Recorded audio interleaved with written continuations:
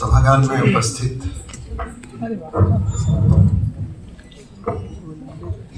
शिक्षक बंधुओं और बांधवियों और सत्र की प्रतीक्षा को अपने सीने में दबाए हुए शांत दिखते हुए मगर अधीर विद्यार्थियों,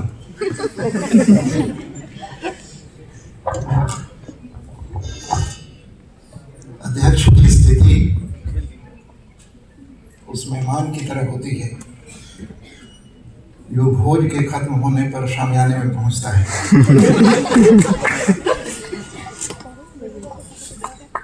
जो भी एक आध पकौड़ा बचा होगा मैं 10-15 मिनट में बात को खत्म करूंगा।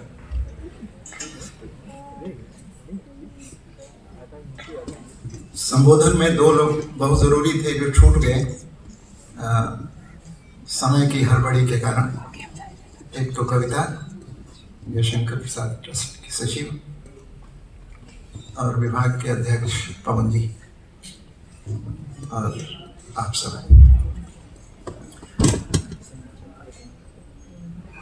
अज्ञे ने एक बात कही थी कि प्रसाद पढ़ाए जाएंगे, निराला पढ़े जाएंगे और पंथ से सीखा जाएगा। क्या बात है। प्रसाद पढ़ाए जाएंगे, इसका क्या मतलब है? शायद उनका मतलब ये था कि प्रसाद की कविता एकेडमिक्स के पिंजरे में बंद कविता है और इसलिए उस कविता का अपने वर्तमान के आकाश के साथ कोई संबंध नहीं। क्या ये सच है? आज इस 27 फरवरी 2026 में जब हम बातचीत कर रहे हैं तो बहुत सारी बातें हमारे सामने आई। भारत की महानता, उसकी सांस्कृतिक चेतना, प्रसाद की चिंताएं, प्रसाद का प्रेम, उनका सौंदर्य बोध। और ठीक इस सभागार से बाहर एक विश्वविद्यालय है जिसमें तमाम विषयों के लोग पढ़ रहे हैं। इस विश्वविद्यालय से बाहर एक सड़क है जिसमें लगभग ऐसी अनुभूति होती है कि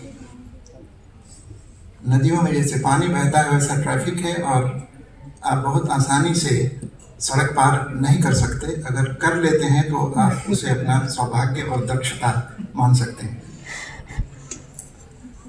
तो इस कक्ष से बाहर और इस सेमिनार से बाहर एक बहुत बड़ी दुनिया है और इन दोनों दुनियाओं के बीच में कोई संवाद नहीं है। हम लोग जब साहित्य पर, कविता पर बात करते हैं तो भूल जाते हैं कि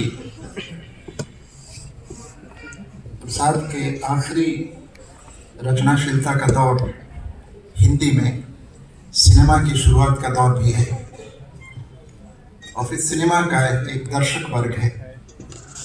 सिनेमा का बहुत गहरा प्रभाव है, उसके दृश्य हैं, उसके संवाद हैं, उसकी कहानियां हैं, उसमें बहुत सारी समस्याएं हैं। केवल कविता को लेकर जब हम बातचीत करते हैं तो हमारी स्थिति गूलर के फल के कीड़े की तरह होती है। उस फल के भीतर हम समझते हैं कि यही ब्रह्मांड है और जबकि प्रसाद की मृत्यु के लगभग 10 वर्ष बाद देश आजाद होता है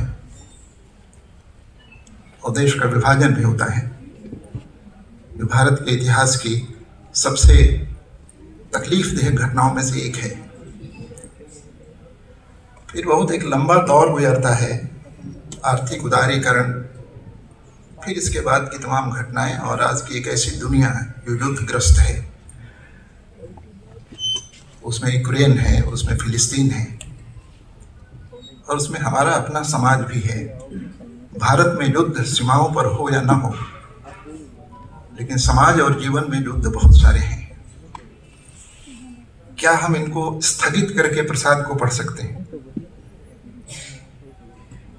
जो कविता अपने वर्तमान के साथ कोई जीवित संबंध नहीं बनाती,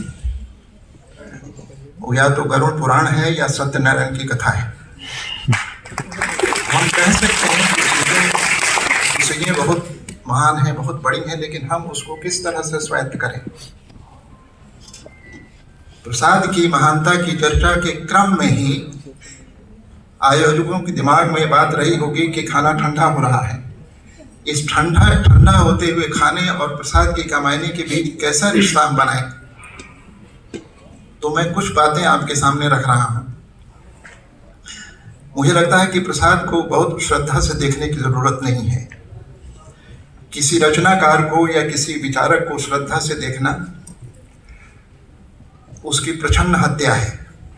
प्रसाद पर विचार करने की जरूरत है और सभी वक्ताओं के वक्तव्य का मैं सम्मान करता हूं, लेकिन प्रसाद समाधान के रचनाकार नहीं है। प्रसाद जहां भी समाधान देते हैं वहां असफल होते हैं। तो प्रसाद बुनियादी तौर पर क्या करते हैं? दो तीन बातें हमें ख्याल में रखनी चाहिए। एक तो यह है कि प्रसाद औपनिवेशिक काल के रचनाकार हैं।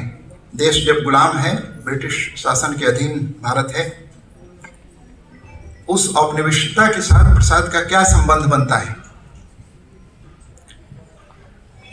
क्या वे किसी आजादी का स्वप्न देखते हैं? राजनीतिक आजादी के स्वप्न का कोई चिन्ह प्रसाद में नहीं है। ऐसा क्यों है? इतना प्रबुद्ध रचनाकार, गांधी का असर है पूरे देश पर। उस दौर में भी प्रसाद लिख रहे हैं, लेकिन बहुत सीधी चीजें उनमें नहीं दिखाई देती। इसलिए मुझे लगता है कि प्रसाद का अध्ययन वीर उपनिवेशीकरण के संदर्भ में होना चाहिए। तो उपनिवेशवाद की दो बड़ी समस्याएं हैं। एक समस्या तो राजनीतिक है। वो राजनीतिक तौर पर उपनिवेश को गुलाम बनाता है, उसका आर्थिक शोषण करता है। प्रसाद इस पर कुछ भी नहीं कहते, क्योंकि प्रसाद को ये बात अच्छी तरह से पता है कि राजनीतिक गुलामी का सबसे बाहरी संस्करण है। राजनीतिक गुलामी से आप बहुत आसानी से मुक्त हो सकते हैं। वास्तविक गुलामी सांस्कृतिक होती है, और इसलिए प्रसाद का पूरा काव्य जगत, मैं नाटक वगैरह में बहुत नहीं जा रहा हूँ, लेकिन प्रसाद का जो पूरा काव्य जगत है वह इस देश को उसकी सांस्कृतिक गुलामी से मुक्त करने का प्रस्ताव भी देता है और उसका स्वप्न भी देखता है।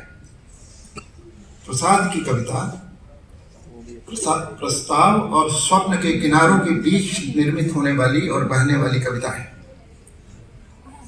तो आज का जो विषय है, राष्ट्र, समाज और संस्कृति, इन तीनों को थोड़ा हम समझने की कोशिश करें कि प्रसाद की कविता के मानचित्र में लोकेशन इन तीनों की क्या है। तो पहले हम राष्ट्र को देखते हैं। दरअसल हमें लगता है कि रीतकाल खत्म हो गया है, लेकिन रीतकाल कहीं खत्म नहीं हुआ है। हम लोग प्राय कोट करते हैं कि हिमालय के आंगन में प्रथम किरणों का देवपार, या इस तरह की बहुत प्रत्यक्ष सीधे तौर पर जो उन्होंने राष्ट्र और भारत को लेकर कहा है, अरुणेय मध्य देश हमारा। प्रसाद की राष्ट्रीयता वहां नहीं है। प्रसाद की राष्ट्रीयता वहां है जहां दिखाई नहीं पड़ रही है। क्या नहीं दिखाई पड़ रहा है कि राष्ट्र का संचालक कैसा होगा, राष्ट्र की बागडोर जिसके हाथ में होगी वो नायक कैसे होंगे। हम लोग आसानी से कहते हैं चंद्रगुप्त नायक नहीं है, चाणक्य है। चाणक्य और स्कंदगुप्त जैसा चाहिए।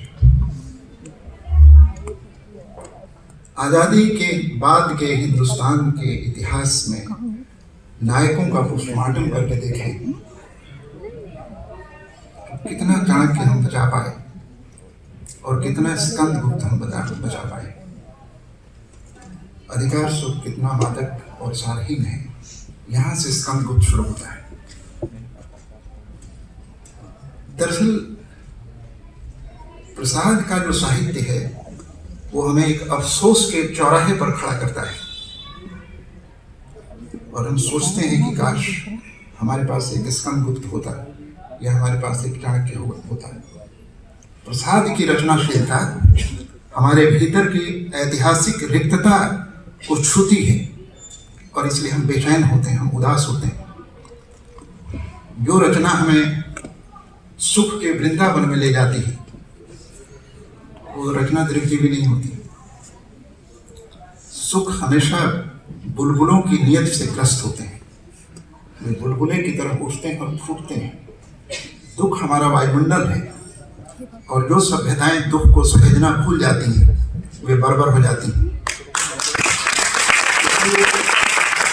इसलिए प्रसाद ने जिस राष्ट्र की बात की थी वो स्टेटमेंट में नहीं है, वो वक्तव्य में नहीं है।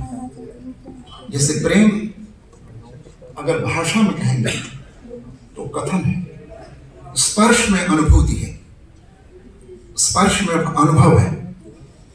प्रसाद का राष्ट्र स्पर्श में है, कथन में नहीं। और ये एक बड़े रचनाकार की निशानी है और इस तरह का ट्रीटमेंट छायावाद और छायावाद से पहले की कविता में हमें दिखाई नहीं देता।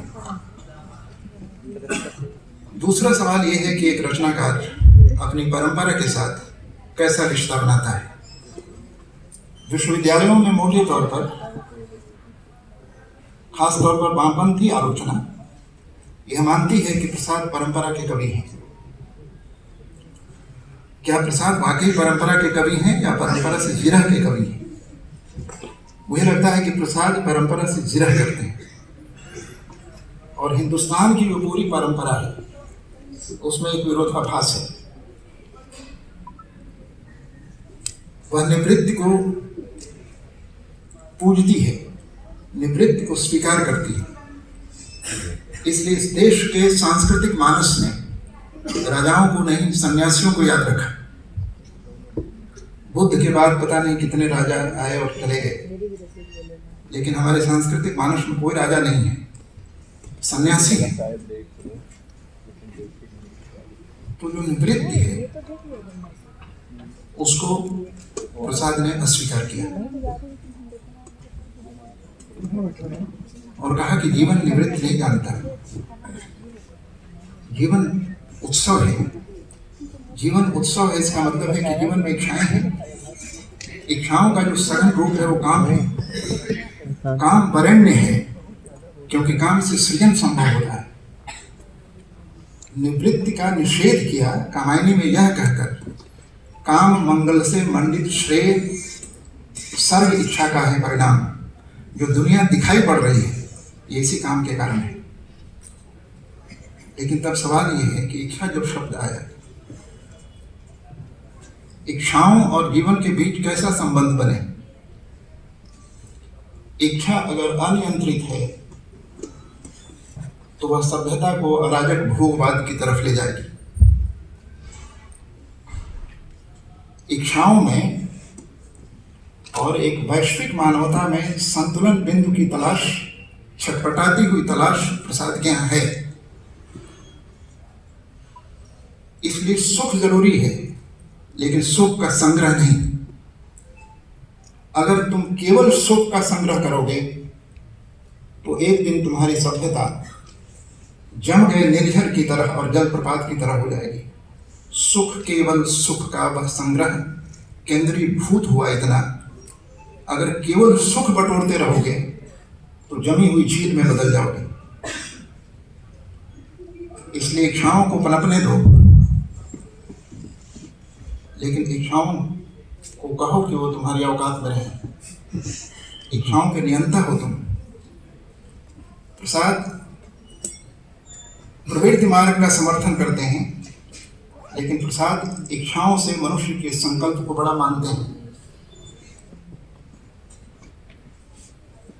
और ऐसा तभी हो सकता है जब हमारे पास कोई न कोई एक विश्व दृष्टि हो। वो विश्व दृष्टि क्या है?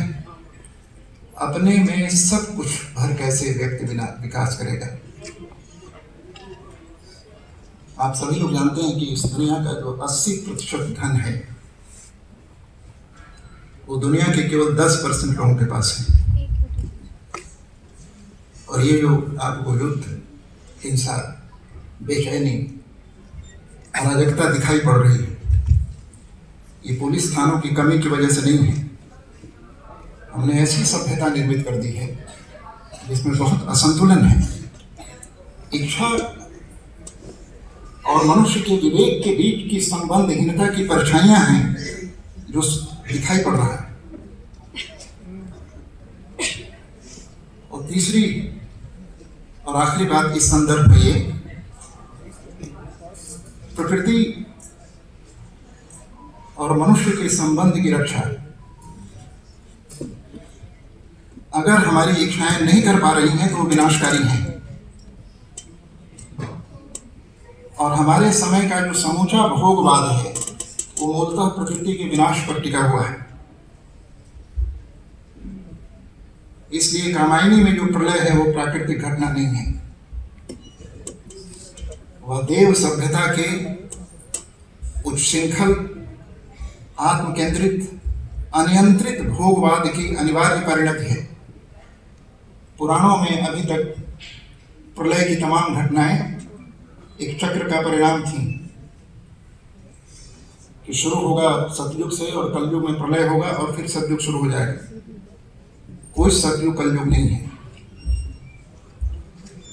कितनी विचित्र बात है कि जिस देश में मूर्ति पूजा इतनी महत्वपूर्ण हो, उस देश के एक सबसे बड़े कवि के पास कोई मूर्ति नहीं है और कोई मंदिर नहीं है। यह अकारण नहीं है। इसका मतलब है कि धर्म का जो अनुष्ठानिक रूप है वह समाज को संकीर्ण बनाता है और मनुष्य के चित्त को पराधीन। इसलिए प्रकृति और मनुष्य के बीच के स्वाधीन संबंध की कल्पना पर कामायनी अपने पंख खोलती है। और इसलिए आप देखेंगे कि कामायनी के अंत को लेकर बहुत बात होती है, लेकिन मनोवैज्ञानिक यह मानने लगे हैं कि अगर अब कहीं कोई विकल्प है और हो सकता है तो ये जो पिंजराबद्धता है सभ्यता की, इससे बाहर निकलना पड़ेगा। ये अजीब बात हो गई है कि वीकेंड में दिल्ली वाले लोग पहाड़ों को रौंदने के लिए गाड़ी उठाते हैं और शराब उठाते हैं। दरअसल वो प्रकृति देखने नहीं, वो प्रकृति को नष्ट करने जाते हैं।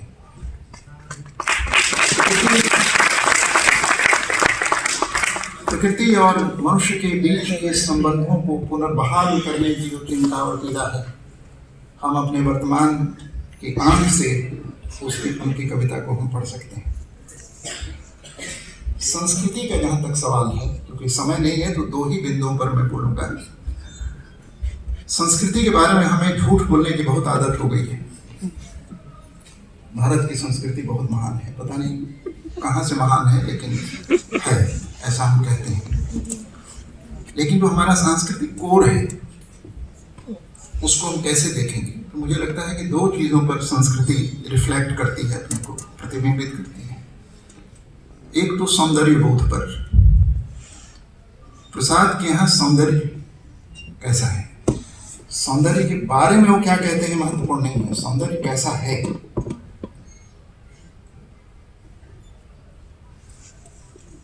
सौंदर्य दरअसल अवगुंठन में होता है, थोड़ा सा छिपा हुआ। सौंदर्य ही नहीं, अर्थ भी। संबंध की सारी खूबसूरती कुछ रह जाने और कुछ न रह पाने में है। संबंधों की भी और रूप की भी, देह की भी। और इसलिए श्रद्धा को जब वो पहली बार मंच पर ले आते हैं तो श्रद्धा पूरी दिखाई नहीं पड़ रही। नील परिधान, बीच सुकुमार, खुल रहा मृदुल अधखुला अंग। और फिर मुश्किल ब्यूटी पार्लर वालों को होगी। उस अंग की चमक को वो किस पेंट से प्रकट करेंगे? प्रसाद को बांधने में ब्यूटी पार्लर की हथेलियां टूट जाएंगी। खिला हो ज्यों बिजली का फूल, मेघ बन बीच गुलाबी रंग। जैसे सांवले बादलों की गोद में बिजली का फूल खिला हो ऐसा सौंदर्य है इस। दरअसल कविता हमेशा संस्कृति को बाजार के दैत्य के पंजे से छुड़ा लेती है। और ये कोई नई बात नहीं है। आप जायसी के यहाँ चले जाएं, मुझे लगता है कि खरबों का कारोबार है बाल ठीक लहराने का। और